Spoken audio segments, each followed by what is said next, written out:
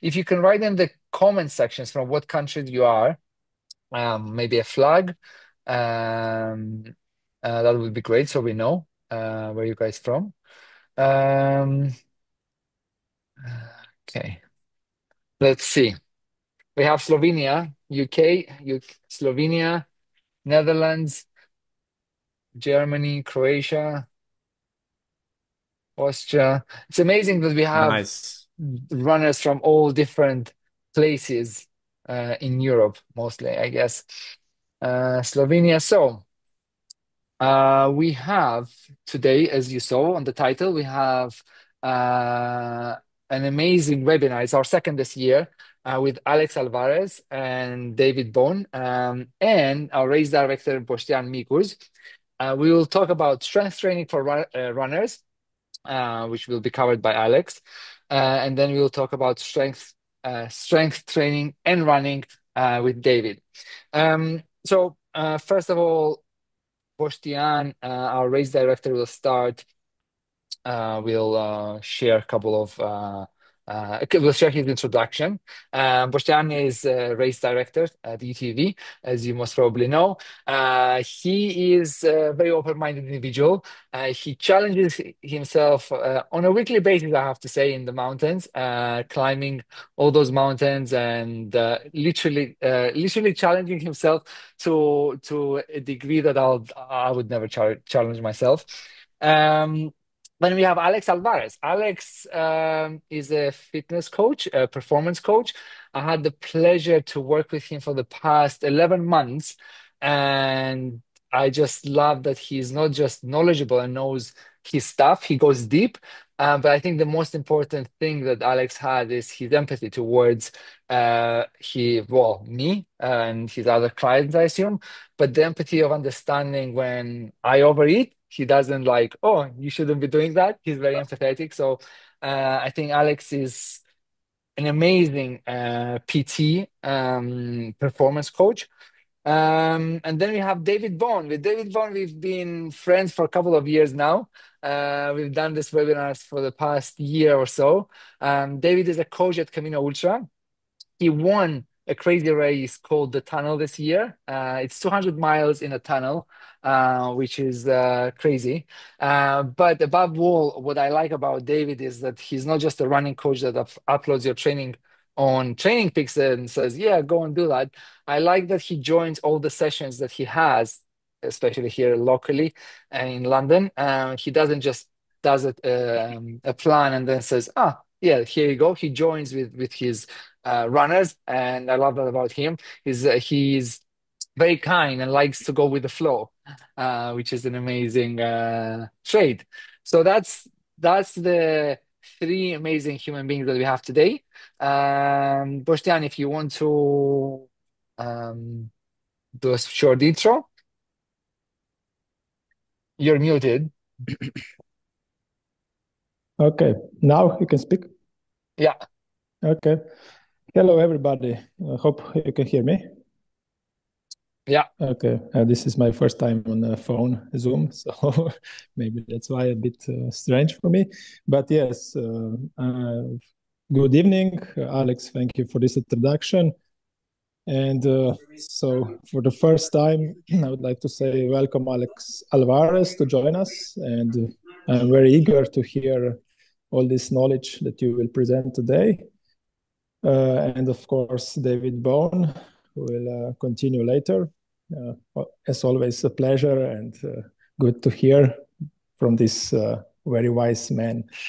And I'm also inviting you, spectators or the runners, just place the question and use this webinar for yourself so you can keep in a good mood during the winter season.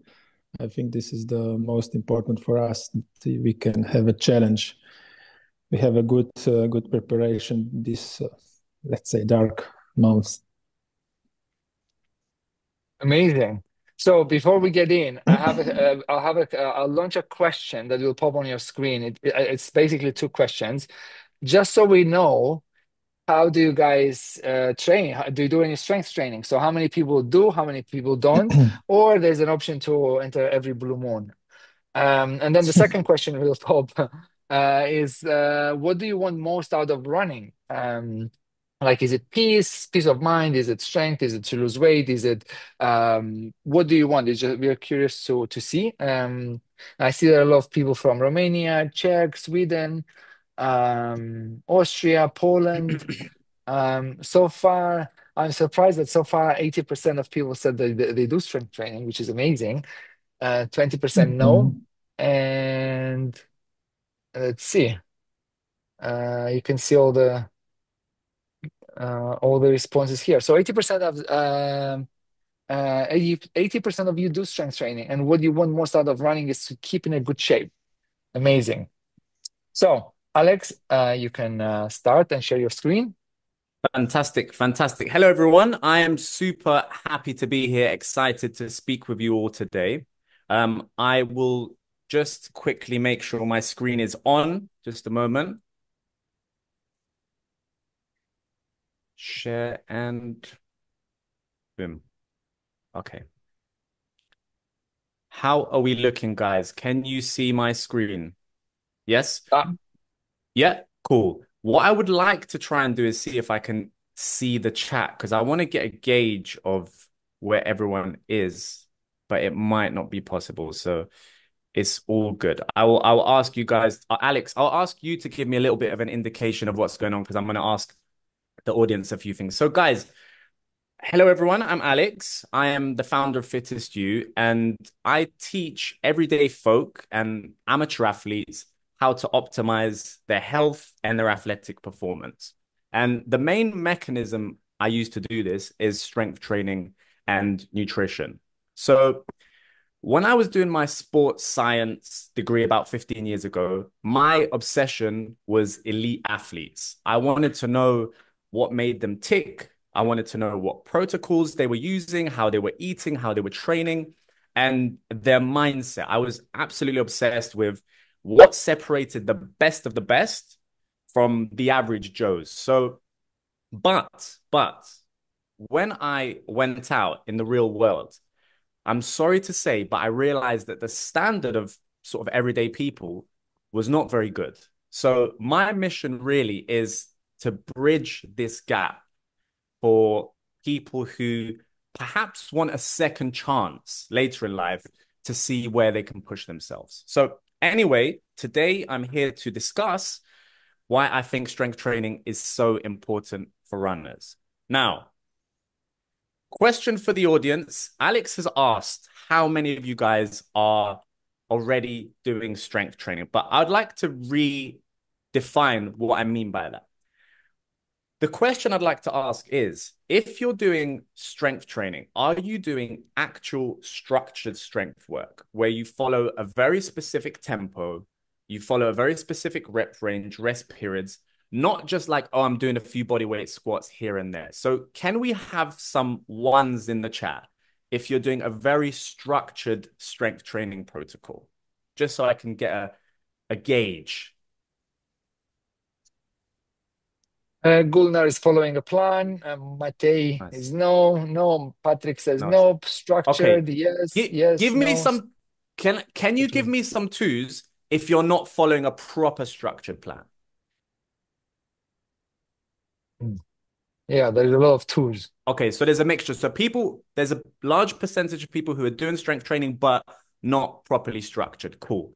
Fantastic. Okay, so let's see how many runners strength train, what the research says. So I was looking at the research to try to figure out how many runners are actually doing strength training. And one study in Spanish amateur athletes found that 63% of them are doing strength training. Okay. Another one in Polish amateur endurance runners found that around 45% were doing strength training. But in my personal experience, whenever I've just anecdotally run polls in different running groups or many amateur runners that I've encountered in my life, I actually think it's much lower than this if you take into account exactly what we spoke about earlier, which is the structured strength work with a proper protocol, etc. So I think there's a gap here for those that want to improve their runs. Let's continue. So what those studies concluded, by the way, those studies, they found that the higher the level of the athlete, the more strength training they actually did. Meaning that maybe that the higher level athletes are actually onto something, and maybe they understand that there is some benefit to strength training. So these are what I'm sure there's many reasons why I think strength training is really super for runners. There's going to be many benefits, but these are the big three ones that I think we should all be paying attention to. So the first one is the link to injury prevention. The second is how strength training can be useful for weight loss. And the last one is the direct link of strength training to athletic performance. Now, is anyone interested in hearing about this? Just so I know, just give me some ones to make sure that like I'm in the right place and, you know, I'm speaking to the right people. Does anyone want to know about this stuff? Yeah, there's a lot of ones. I'm like, okay, I'm in the right place. Okay, fantastic. Thank you. Thank you very much, guys. Okay, cool. So how common are injuries in runners? So one study found that nearly half of recreational runners get a running related injury each year. Another massive study, which looked at another 166. It's called a systematic overview, but a huge study. It found a big range, somewhere between 20 and 80%. It's a big range, but again, it's still objectively a massive number. So question for the audience, who here has had a running related injury ever? Do a 1, please, in the chat. And then the second part to this question is, who has had a running related injury in this last year, in 2024? Who has had a running related injury? If you have, can you put a 2, please? So 1, if you've had a running related injury, and 2, if you've had one in the last year. I have one right now. Tom says he has right now 2, 1, 1, okay, 2. So yeah, 2. There's a lot of okay, so a fair amount. Okay, so why are so many runners getting injured? Now, one of the first reasons is overuse, which is an element of this will happen because of the nature of what you're doing. You're going to be accumulating a lot of miles, and part of this will simply be the case. But good programming can mitigate this.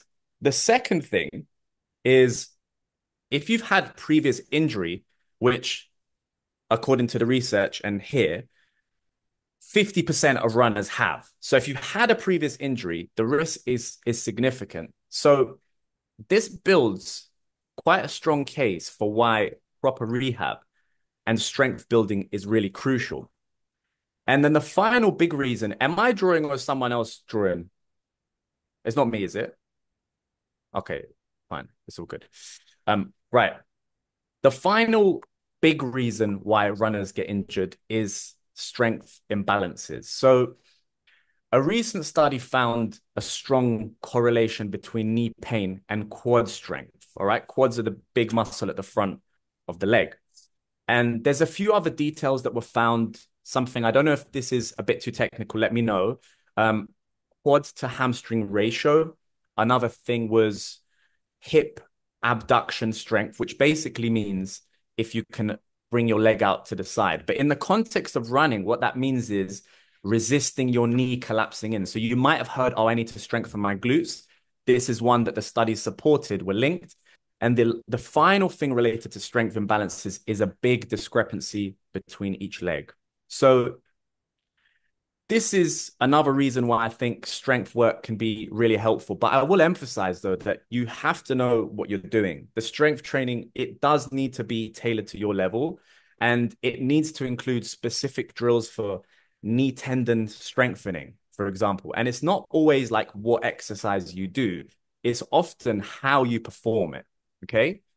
So That's injuries. Now, question for you guys. Have you ever thought about body fat or weight and its link to performance? Give me some ones if you've ever thought about that connection between body fat and its link. One. Lots of ones. So you've all thought about it. Yeah. Okay, fantastic. Susanna, Simon. Yeah, lots of Fantastic. ones. So what does the research say? So one study in novice runners with a BMI. Does everyone know what BMI is? BMI is a very generic way of assessing if someone is overweight or not, but it's good when you look at large populations. It might not be super accurate in every scenario, but it's a good way to gauge. But if you're above 25 BMI, this is considered overweight. So what this study in novice runners found that if your BMI was above 25 versus below, which is considered the normal range, you were nearly at double the risk of a running related injury. Another study also confirmed this same thing because the injured participants had an average BMI of 27.6, whereas the healthy participants had a BMI of 24.8. So they're noticing a difference. Now, the thing is, this is only with a BMI of above 25, which is just technically considered overweight. There's actually many runners who are closer to a BMI of 30 or even higher. So this is not to like attack or shame anyone, but it's simply worth knowing how significant this can be on injury and therefore as a consequence on performance and being able to run for a long time. Now, the next thing is the link between body weight and DNFing. Does everyone here know what DNFing is? It's basically if you don't finish the race. All right. Now, I think most of them. Oh, you all know, yeah? Okay, we need to make sure you guys don't even know about that. I want it to be that no one even heard of it. Okay. So I tried my best to find studies comparing if like a higher BMI, if you are more likely to lead to not finishing. I couldn't find any research on that particular comparison, but I can only suspect that there will be some correlation. But I'm sure a huge part of not finishing is also psychological as well. But worth mentioning, there might be something there. Maybe new research needs to come out. Maybe I'll do it myself. Who knows? We'll see. All right, cool. Now, body weight and the link to performance. This one is actually a really cool study I enjoyed. This were two studies in obese individuals, all right? And they were put on a weight loss plan and they saw a massive reduction in joint stress for every single 1 kilo they lost. Just 1 kilo was a significant drop in joint stress. So one of them, it was for every 1 kilo, the peak knee load was 2.2. It doesn't really matter what the number is, guys. It doesn't necessarily matter what the number is, but the point is for just 1 kilo loss in weight, significant knee load was reduced. This is at walking. This is the takeaway point. This is at walking. Another study noticed 4 times less the load exerted on the knee during daily activities. So imagine this over longer durations and longer strides, things like running over long distances. From just 1 kilo loss, I think that's massive. And I think getting to a good composition should be a good priority for many runners. Yeah, this is just validating my thoughts. Now, there was also a study that kind of confirmed this, and it found that the overweight runners, they adopted slower running speeds and their gait strategies changed. So it means that they start changing like how they were running, their foot positions were changing, and they were doing it to try to minimize how much energy they were expending and to try to reduce the joint stress. So this even confirms basically what I believed. Now, question for you all again, who have tried to lose weight, who has said, hey, I'm doing running and I want to lose some weight because I know it affects my performance. Let me do some cardio to lose weight. Who's ever said I'm going to do some cardio to lose weight? Oh, I did that. I'll admit it. You did it. For Okay, so many it's for first many person. years. I've been there. Let's have some ones, guys, if you've tried Guilty. cardio. One. Okay, so you've all tried cardio, so we're all pretty much in the same boat. That's better for weight loss. Yes, Excellent. I like this.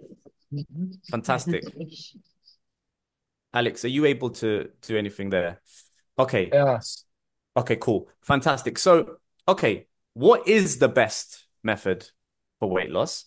Now I'm going to be comparing between strength training and cardio. Now, just to put out there, whenever you're looking at weight loss, nutrition is obviously a massive factor. All right. There's no question you need to have a particular nutrition protocol, but this is just comparing which training method is better of the two, strength training versus cardio. Now, the research says that cardio in the form of running does, in fact, burn more calories on average than strength training. So you runners can celebrate that.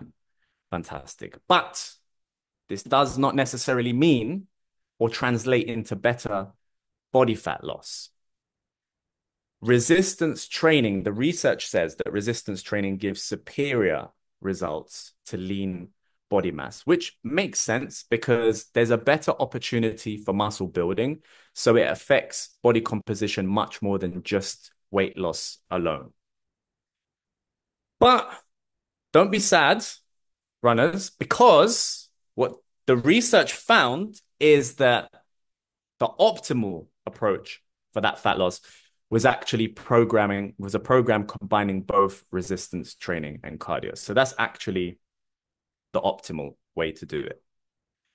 Now, one thing to be aware of is increased lean body mass is useful when trying to stay lean or drop body fat because you're increasing your resting metabolic rate. And it's higher due to carrying more muscle. So this is often a factor that runners are missing out a little bit on is the muscle factor. Now, don't get me wrong, you don't need to become some bodybuilder. It doesn't make sense. It's not useful for your sport, but a little bit of the muscle is useful. Alex, how am I doing for time and info? Is this a bit too much or can I continue a little bit longer? How are we doing? No, we're doing fine. You can Cool. continue. We have Cool. another I'll continue. I'll continue. 7 minutes. Perfect, fantastic, magnificent. And guys, the last reason why strength training might be useful is this direct link to athletic performance. So I looked at various studies to see like what actually makes us better at running, and it's pretty widely accepted in the literature that it's an interaction between a few key things. You don't need to remember the exact term, but I'm going to go through them briefly. The first is physiological, which is let's just call it physical fitness, but it's all your components of fitness. The second is biomechanical, maybe we call it technique, strides technique, your gait, etc. Psychological, so mentality, mindset. Environmental, so the terrain you're dealing with, your clothing you're wearing for that terrain. And there's things like there's tactical factors like how you're pacing yourself, etc. And I would also argue the nutritional protocol, especially over long distances. So all of these together, the interaction between them is what makes you better at running. But again, you don't need to worry too much about the definitions. But the one I want to kind of focus a bit more on today is the physiological, which is like, let's just say the physical part. And in particular, there's something called running economy. And what running economy is, it's the energy cost when running at a standard speed. All right. But where this is also important is it impacts the ability to sustain higher speeds without having to slow down. All right. So there were a bunch of studies that found that strength training was useful for improving running economy. And the thing that's crazy is a lot of these studies were only 6 weeks long, really short studies. And the reality is to feel the full effect from strength training work, you need to give it really many months to feel the maximum benefit. So I think it can be quite powerful. All right. But where the real magic of strength training for performance comes in for running is really its ability to get us to produce higher speeds of what are described as above 12 kilometers an hour, and sustaining them. It's because we're able to tap into more power, we're able to produce more force. So there's a benefit there. And an example I like to use for any of you gym goers is, if you've got someone who can bench press 100 kilos for 10 reps, and you've got someone that can bench press 40 kilos for 10 reps, if there's a scenario where they both need to just bench an empty bar, all right, the person who's stronger will find the bar easy by comparison. So if you're strong and you can do well on loaded activities, it makes unloaded activities much easier. Now, obviously, there's a balance to this. We're not saying become big, bulky bodybuilder, but programming strength in the context of running can be very, very useful for those unloaded activities. All right. So, in conclusion, strength training significantly improves running by way of injury prevention, contribution to weight loss, and athletic performance. So if you combine all of these three together, you're putting yourself in an excellent position to crush your running. Now, we all run for different reasons. It could be mental health, it could be fitness, it could be weight loss, it could be, getting out in nature. But if you're someone that's, really looking to perform, or you want to be able to do it for a long time, or you just want to get to more optimal all-round health, I think you're really missing out if you don't include some quality strength training as part of your routine. Thank you very much. Let me know That's amazing. Oh, a pleasure. Let me know if you have any questions, or will we do it at the end, Alex? Yeah, we'll do it then, because David will share his views, and obviously David is an amazing running coach. So Fantastic. I assume, David, you can continue from where Alex left, Awesome. and if you agree or if you disagree. Yes. And then because David loves I'll he's stop more. sharing my screen. Yeah, 1 second. Yeah, you can stop Cool. doing.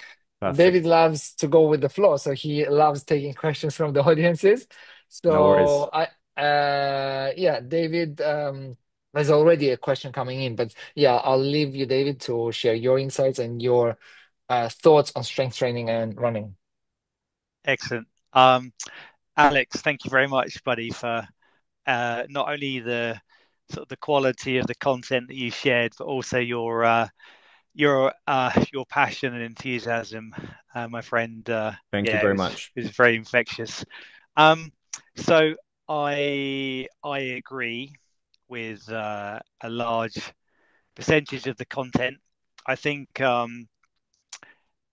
we, for anybody that's joined any of the previous UTVV seminars, we've always tried to put into context kind of where we are in relation to the races which are coming up in April of 2025.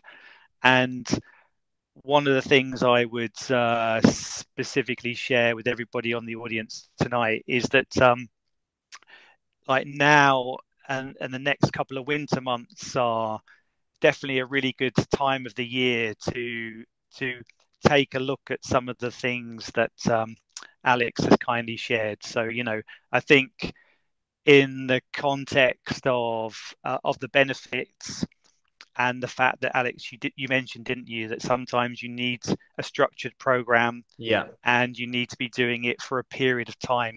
Very, very, very seldom do you do these things and overnight your body composition changes, or you're bench pressing different things. But with some good advice, and I would always look to take on the advice of a professional like Alex. I think you can have a very beneficial sort of period.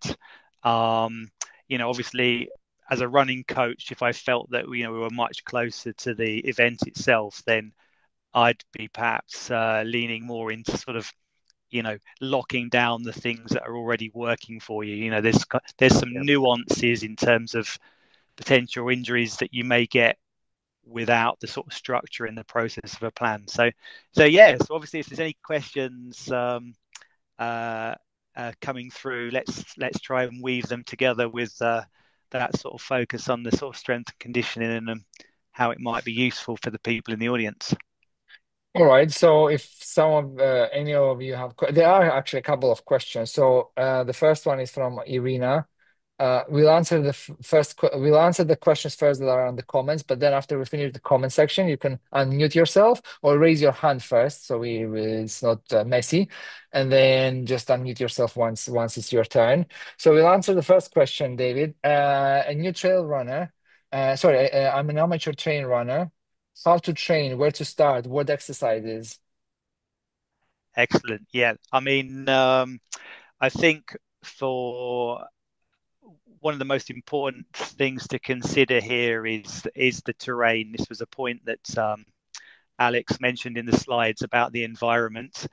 And I personally really like to consider two kind of core elements when you're looking to do things for the first time in this space. So as well as strength, I really love the idea about balance. And there's lots of kind of very useful kind of exercises you can look at, which not only kind of give you a more rounded approach to strength, but they'll look at things like kind of ankles, knees, flexes. So a couple of really good ones would be Bulgarian squats and lunges. I think are two ones to, everybody on the call here can kind of Google those. Always when you're Googling, always add the phrase for runners. Typically, you may find some nice YouTube videos that are actually guided by runners or contain more useful information about kind of what we're looking for as runners. Awesome. The other question is from Miroslav. My 3-week endurance plus strength CrossFit training is making me bulkier. Running economy is getting expensive for my body. So how do you find balance? How to utilize weight correctly? What percentage of max weight you can lift? Should I go for this one? Yeah, crack on, Alex. Okay. So firstly, I would look to understand what weight you are, Miroslav, what your body fat is. My first question would be that, because you're performing well. CrossFit is awesome. You obviously cover strength with that. Often the movements are timed and done in a sort of race style scenario, so you don't get the benefit of tempo, slow control, which is really crucial for like tendon loading. But my first thing would be seeing where you are body fat wise.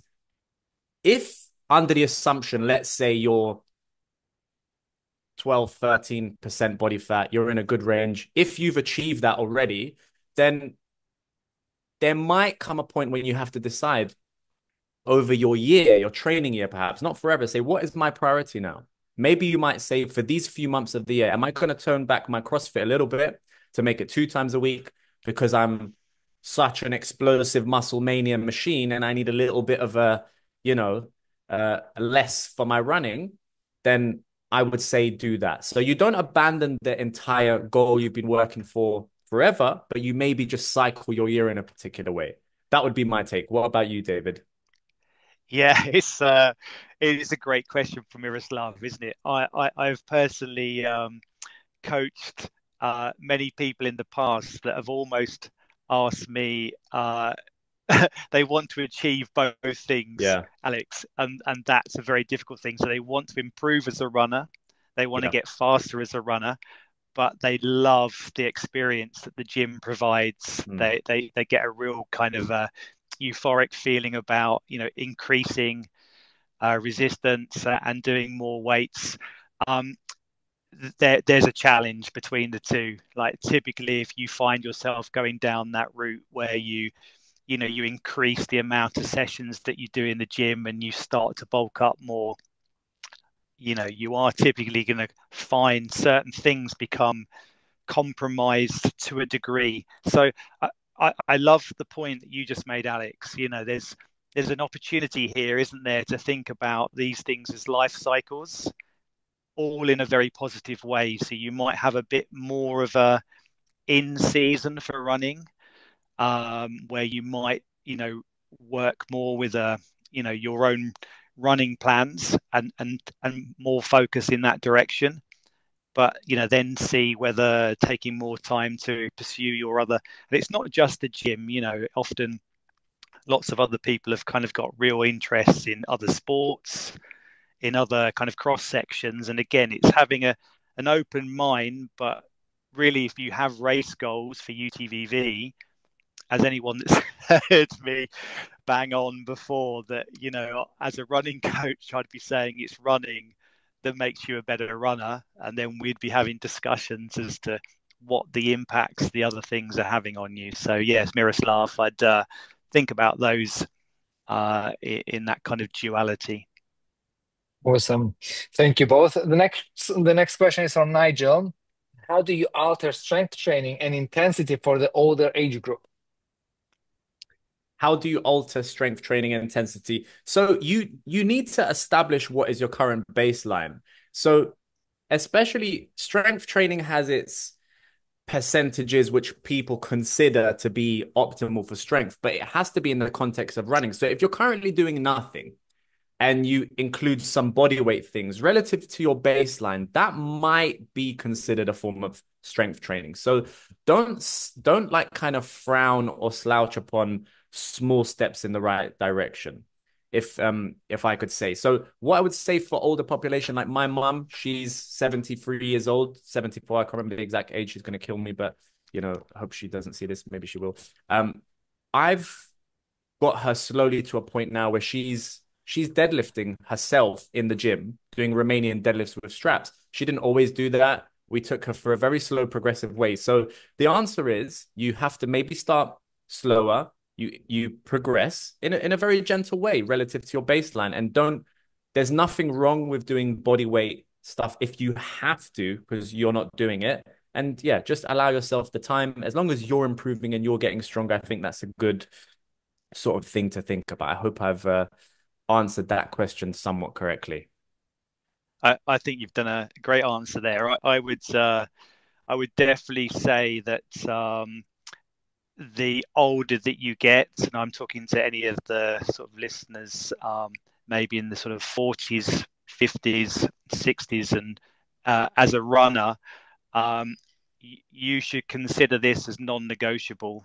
I think it's that all the great points that Alex shared in the slide. I think if you're in your 20s and 30s, you could potentially wing it more and get less injuries, and you're going to get exposed to some more of those injuries the older that you get if you don't necessarily add a level of structured strength training into your program. So, and again, I would strongly advise anybody in that situation to try and seek out a professional like Alex, because even if it was just a few sessions, just to understand who you are as an individual, and as Alex said, understand your baseline, so that you're not sort of just picking something up off the internet and diving into something, when it's really helpful to sort of understand where the benefits will come for you personally. So yeah, I think anybody in that age consideration, this is something that you should 100% be looking at doing at some point. Awesome. The next question is from Daniel. How many sets of strength should you aim per week if you're running 8 to 15 hours per week? I'll answer first. Again, it depends on your baseline. There's no generic answer. My general approach is I actually like the minimum effective dose. I think most people over program volume. They do too many sets. They do too many miles. My stance is that people tend to overdo that, and actually, what happens in most people, they're not so optimized on the sleep. They're not so optimized on the nutrition and the recovery. So it means that their likelihood for injury is greater, and their stress, although good stress they're providing on their body, it can lead to more interruptions. So for some in some instances, less is more. So I can't give a generic thing for how many sets you do. It depends what your current baseline or whatever. But as a general principle, minimum effective dose is crucial, and then you can progress from there, especially leading towards seasons, leading towards runs. If you identify yourself as a runner and that's your main thing, you have to always view my strength is designed to support my running, not that it takes over. So you have to always think about what it's for. I hope that helps. Awesome. And Miroslav That's previously yeah, sorry. Sorry, Alec. I was just gonna again, that's another really fantastic answer. I absolutely love the idea that some small 10 to 15 minutes of a small structure 2 or 3 times a week can have absolutely tremendous value. So often we typically think, don't we, as runners who are doing so many hours of running, we're perhaps sort of pre-programmed to think that we need to do many hours of the other things. But there's huge benefit of embedding some good habits here. I think often, again, when you go to the gym, you may be thinking about the time investment to get to the gym and get ready and do the gym session and whatever. But actually, something at home. What often I personally do is I go to see a professional, and I do an hour a week. And during that hour's session, I'm usually pretty rubbish at 1 or 2 of things. And I decide to sort of add some additional sessions on those 1 or 2 things as my second and third session during the week. Can I just add one little thing towards that, David? Is Yep. if you're not doing any strength training now and you're a runner, I there's nothing wrong with doing home workouts. Like I get a significant amount of my clients doing home workouts. If you're someone who's got a bit more experience at your higher level, cool. If you're used to the gym environment, cool. Then it comes down to refining that to make sure you're optimized. And often that's making you do less but better quality while you're doing. So yeah, home workouts, I'm a big fan of them. Yeah. So it's focusing on quality versus quantity, which is usually the opposite. Miroslav, well, he added a comment. He said he's new to trails. He lost 19 kilos in the last 1.5 years, slowly and progressive, not fast and quick. Core is now stronger and endurance really increased. Thank you, guys. Well, that's a bit of context. One thing I learned from Alex and from David as well in the past year is that I used to get all the advice from the internet, like I think a lot of people do. So a strength session, I'll Google like how can I get a strength session, a training plan, or whatever. And in the past year, I just learned like it's impossible. And from both of you guys, I learned like this. We all have different bodies. We all have different goals, and I think it's so important just to shift the mindset, which took me ages to understand. It's better to work with a professional like David or a professional like with Alex to understand more, and then you learn and you change that mindset versus let me get some training plans of the internet. Alex, can I add something quickly to that? Is Yeah. that all right? So I totally understand the mindset where someone would go and research on the internet. You're like, look, I might not want to spend money. I might not want to invest in someone. I might not think I have the money. So I totally get your first thing is going to be research on the internet. But sometimes what you have to think about is like, if I've been doing this for 10 years, 15 years, 20 years of my life, and frankly, like things aren't really changing or I'm getting injured or whatever, why not get some cash together, make an investment for 6 months with a correct person? It doesn't matter if it's any of us. It's with the right person. It can be like you've learned so much that stuck with you for life. So you're saving years of your time wasted, basically. So I understand the concept of, yeah, I'm just gonna go research. I'm gonna take this info and go there, like kind of, trying to be clever, but it bites you back in the bum longer term. That's all I would say. Yeah. Because I used to do that. That's why I used to do that. Just saying. Uh, 1 second. Oh, there's a couple of questions. There's a couple of questions, but we have 15 minutes left, and Boštjan will join as well for Q&A. for anything that has to do with UTV. Obviously, the race is in April, the event is in April. So we'll try to answer these questions quite like Speedy Gonzalez.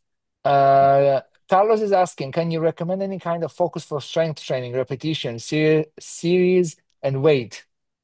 Yeah.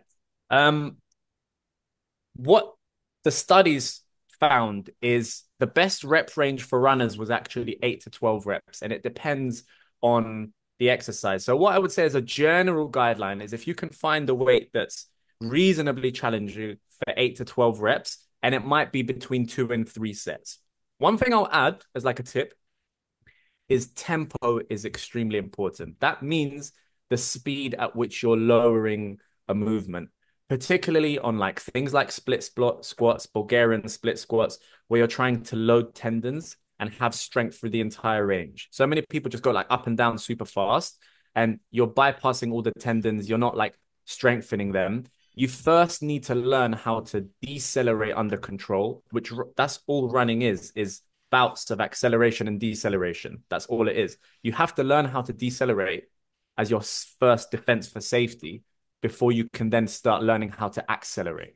So, and weight, I can't give as a guideline, but I hope that helps. Sorry, I'll try to be quick. David?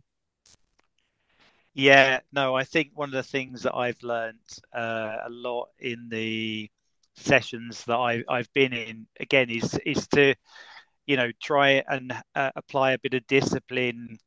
I'm sure there's a lot of people that study a lot, read a lot, and then apply some of that discipline to their running. And I found that in terms of the weight that I'm using or the reps and how I'm feeling in terms of my body, I take a few notes and then I just consider how that session has impacted me the following day, in terms of understanding my weekly structure for the running. So yes, that's a kind of useful exercise just to understand, your own personal feelings and impacts of some of these strengths and reps that you may be doing tonight post this call. Yeah. Or during. Or during the call, yeah. Martin is asking, how do you even the left to right side of the body? Do I train both sides the same, or do I focus on the weaker side more? What are some classic exercises?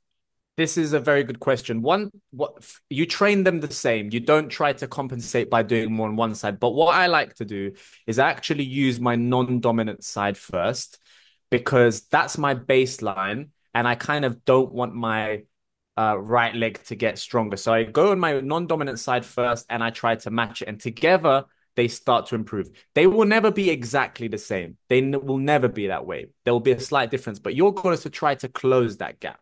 All right. And the classic examples are split squats, Bulgarian splits, any kind of split squat from any part of Europe is going to be great. Okay. But split squats, there's also pistol squats, but split squats is, I'd say, the best entry level, not necessarily the Bulgarian ones. David? Yeah, no, it's another great question, isn't it? Again, I have to sort of repeat a couple of the important things that we've shared throughout this call. I think everybody on this call is unique. So, there was a great entry on the slide, wasn't there, to understand where you've had injuries in the past. And so you just be a little bit more careful and a little bit more considered. But personally, I'm like Alex. I don't like to overthink these things because I'm here holistically just to improve and be healthy. But you can kind of go down some serious rabbit holes if you start to think about numbers and reps of some part of your body that is the less dominant side. So again, totally agree with Alex. I like to think of it as an overall program and treat it quite equal on both sides of my body. And yeah, go with the flow, as you've already mentioned, Alex. Go with the flow. So we'll take the last questions in regards to strength and running questions, and then Boštjan will join, and we'll do a poll to see how many people sign up for registered already for UTV. And how many of you didn't? And those who didn't will come to your houses and we'll force you to do strength training and sign out and register for UTV April. A question from Facebook: can you do hill training, reps, jumps, bounds instead of more classic strength training? More specific and more enjoyable, but is it as effective? Follow-up question: Yeah. if you do need additional strength work, what additional strength work do you recommend and how often? Yeah, so the hill training, reps, jumps, bounds, in the research, it's proven to be very effective.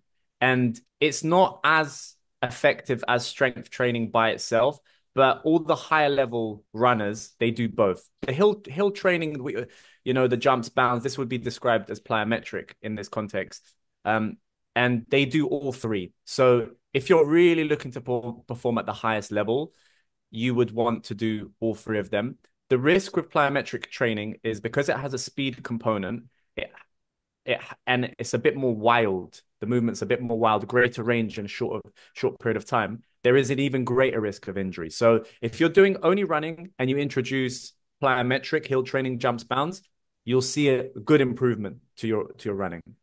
You don't get the downside help for injury, there's even potentially a greater. And if you're able to do all three, if you have the time to do everything, it's the most superior. But yeah, it's good. I wouldn't do it instead of it. If you enjoy it, go ahead. If you know what you're doing, cool. But those are the considerations to make. Let's see if there's anything.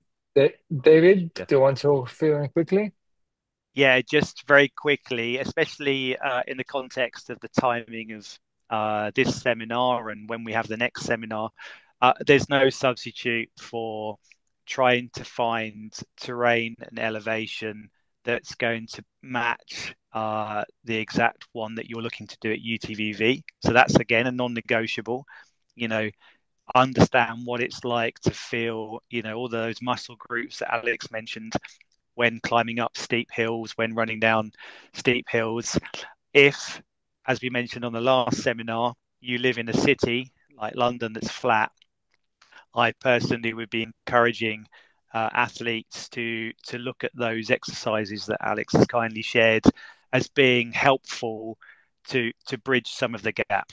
Clearly, it's never going to be something that you can do instead of, but I'd be encouraging more of some of those exercises, if you weren't getting out to the hills and mountains more frequently, Alex. Awesome. And Sam said, I ran over 10 ultras this year, and UTV stood out for its runnable terrain, great aid stations, and unbeatable vibe. If you haven't signed up yet, go for it. You won't regret it. That's amazing, Sam. Thank you so much. And if I'm not mistaken, I think you're coming next year because you enjoyed UTV. A quick one, last question, because I think this is so important. Matix is asking, what do you think about training apps? I use Prelix and it helped me to get some strength. But in general, strength, not specific running. Do you know any other training apps for runners? Somebody responded, Runa. I'll just say the Human Touch. I mean, my Human Touch will never, and no AI or you won't find a running app or a strength app that will replace a human being that knows what he's telling or what he's advising. So that's my point. And if you want Alex and David to add on to that. Yeah, I'll say, look, I think if you're doing absolutely nothing and you do a bit of research on the internet, it's a good place to start. If you find an app which gives you some ideas, it's definitely a good place to start. So I'll never knock someone trying for that.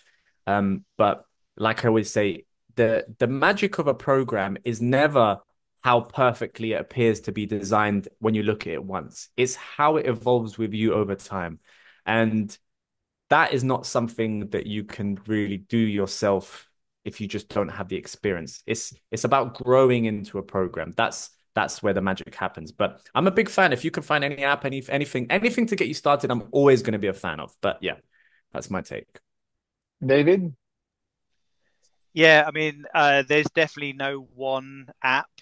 As Alex has already mentioned, I'm very happy to take a sort of holistic approach. So I like the idea of doing some research and finding different things in different spaces, and not particularly kind of going down, one mantra where somebody's already mentioned, like the Runner app. I've I've got no issues with the Runner app, but like I said, I'd be happier for someone to be, focusing on their uniqueness and taking a more holistic approach, and seeing how some of the things we've mentioned in tonight's call fit inside of their running and their recovery and their nutrition as a whole thing. So yeah, take your sources from different places rather than just one app. Yeah. Amazing. Boštjan, would you like to join? Mute yourself. And obviously, if you have any questions in regards to strength training, get in touch with Alex, Fittest You. If you have any questions in regards to running, get in touch with David Bone, Camino Ultra. Obviously, I highly recommend them both. I have the pleasure and I'm very grateful to be working with them. So I would highly recommend to work with them. So I suggest you follow them both on Instagram or socials, whatever you follow. And yeah, because there are more questions coming up. So I think the best thing is to get in touch with each individual. In regards to UTVV, I can see that 47% are thinking about registering, and 35% registered, and 19% said no. Boštjan, do you Yeah. have any questions for Boštjan, or do you have any questions regarding to um, the event? I think there will be more questions for trainings and strength training because of so good presentation and good expert we have here. Thank you. Very true.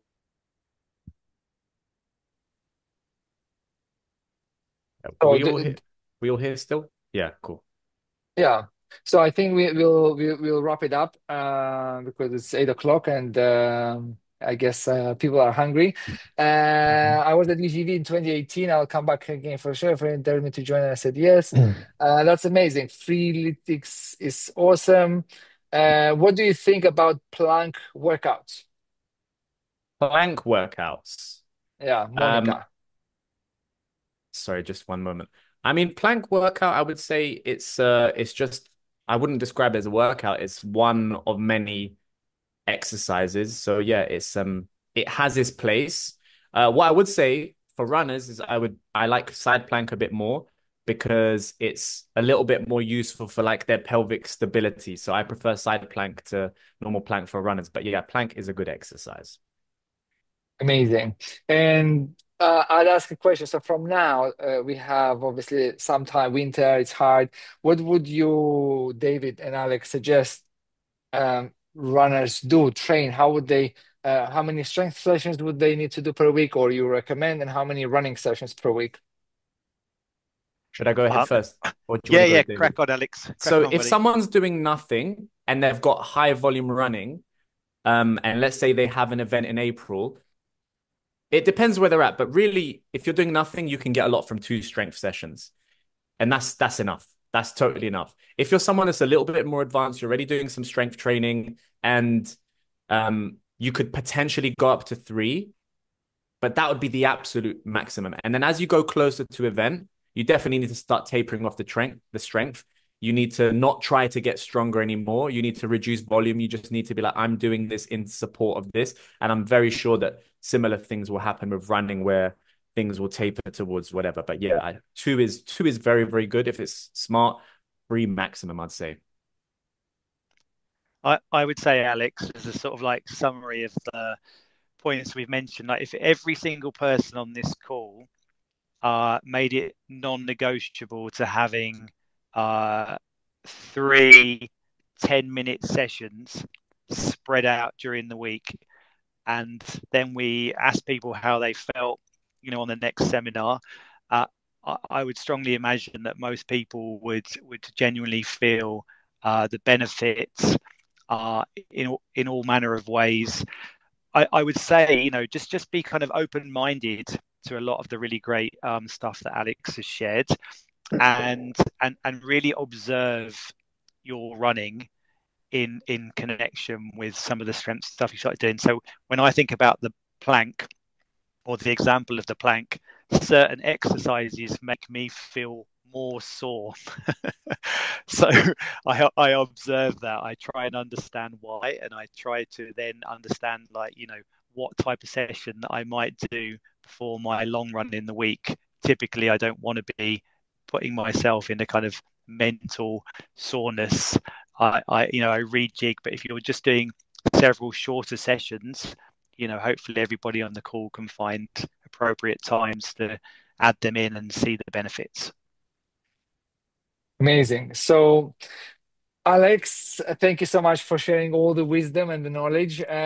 David, thank you so much as well for sharing your amazing insights and knowledge. Thank you, buddy. And we had we had 120 or 130 at some point warriors on this call. So I'd like to thank each of you that attended this call, asked questions, and you're working on your mindset, working on your running, because trail running per se, it's not a one-off event. It's a journey, and I'm very grateful for all of you that joined this call and are thinking and asking questions and are pushing yourself and are challenging yourselves, really, because that's inspiring. Seeing so many individuals on a depends where you are, at 7 o'clock, 8 o'clock, listening and educating yourself and really challenging yourself, because challenging yourself is not just doing a race next year at UTVV, but it's challenging yourself during this winter season when it's hard. Challenging yourself is joining these webinars and learning from the best, like Alex and David.